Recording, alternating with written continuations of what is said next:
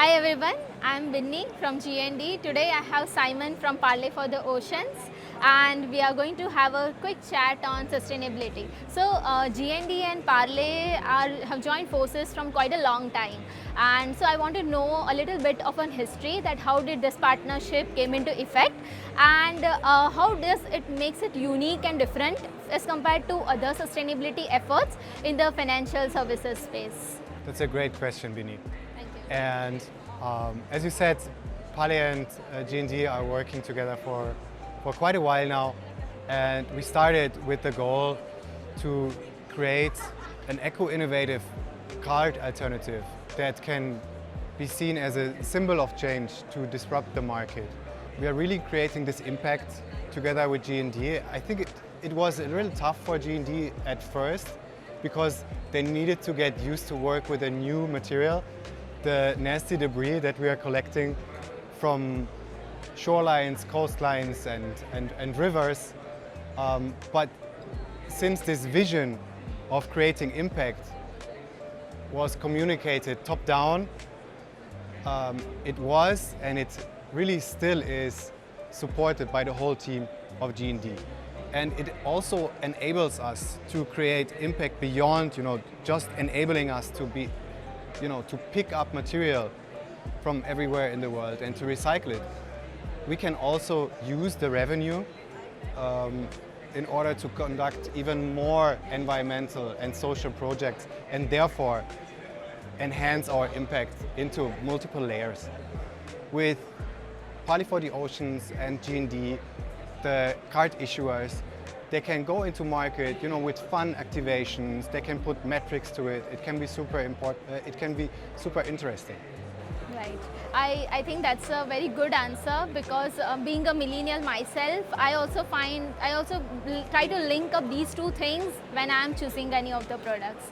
So I also have a follow-up question to this. Like sustainability, we often see it as something that is an add-on feature mostly, rather than something that the people built in. So what does it really mean to embed this into the entire life cycle of a product? For example, let's take a payment card. If we take it from the design to the disposal, how do we kind of embed this into the stage? So now we're living in this plastic age where it's not an option anymore to get rid of something when it's no longer of use for us. So we can't just give a product back to nature and hope that it disintegrates and become part of nature again. That's not how it works with plastic. Plastic will just break down into smaller pieces, and the smaller the pieces get, the bigger the problem becomes, and it's for a very long time will not become part of nature again. Having that said, I think it's just logical to think about what's going to happen with this product after its lifespan. So that's why it's super important to create a product in a way that it can be recycled again.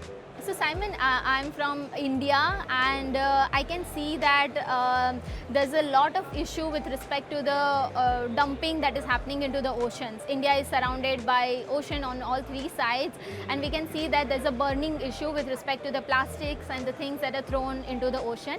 It also affects the marine life. Not just that, it comes to us in everything that we eat and everything that we use. So it has become a lot of problem. Ocean plastic, and because you have that expertise, I want to ask you this question: that how do we ensure that turning this waste into value doesn't just become a part of a greenwashing, rather it is a part of something more value to the end consumers? You want to do good, you want to talk about it, and you want to make sure that it doesn't backfire. So the most important points there, I think it's credibility and transparency. And since you are working with us, you might already know that in order to ensure these both points, we are working with a twofold system. So on the one hand, we are working with a digital data intake, and that basically just means that we are weighting the material during our collections on beaches, coastlines, and so on and so forth, and across the whole supply chain until the point where we recycle the material. And then to further ensure, this credibility and traceability, we are adding a super tiny amount of physical tracer material to the recycling content. And this enables us, I don't want to get too much into detail, but this enables us to identify the material on all further stages of the product. So it will also enable us to scan the cards itself and identify whether it's made from our material or not. Okay. I think that's a very important point where we are able to trace right from the beginning to the end where the product is going, right? Thanks. Yeah. And so let's come to the last question. So this question is more on the part that I believe that it's not a one-man job to do this entire chain. It's a very big drive, right?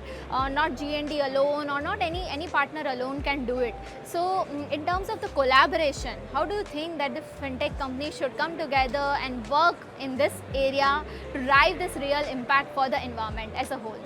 Like Parley for the Oceans is a collaborative network, so collaboration is key for everything that we're doing, and I think we have proven that across multiple sectors. We partnered up with Adidas, we're working in high fashion with Dior, we're working in the financial industry, and I see a huge potential, especially for fintechs, to collaborate with G&D and us in this sector, because fintechs, they really drive change, right? And they also want to stand out in the market. And working with something that has an actual purpose, that can drive range, can drive engagement, and therefore, create the buzz that they need. So Simon, I also have a rapid fire question for you. Let's go. One word to describe your approach to sustainability. Collaboration. Most unexpected item made from ocean plastic. A while ago, we worked together with Selfridges in London, and we had this huge robotic arm that would, print all kinds of different stuff. The most impressive one for me was a huge chair printed directly on the spot. Biggest myth about sustainable products? The biggest myth, or maybe misunderstanding that we have all the time, is for financial institutions that they sometimes feel that it's necessary to be a green financial institution before they start working with us, before they start, working with an eco-innovative alternative. I think you have to start somewhere and create impact. Your dream collaboration to drive environmental change? Since we are in Asia right now, I think it would be great to work with a top-tier Asian bank that would move full portfolio to our material, because at Parley for the Oceans we are all about creating impact, and the more material we can collect and the more material we can recycle and turn into these symbols of change, the more impact we can also have on other levels. Last one personal habit that you have changed for the planet. I think I straight went for the low-hanging fruit, and I stopped using single-use grocery bags. Oh, nice. I think that was the first step. Thank you, Simon, for joining us today for Thanks this so much. chat.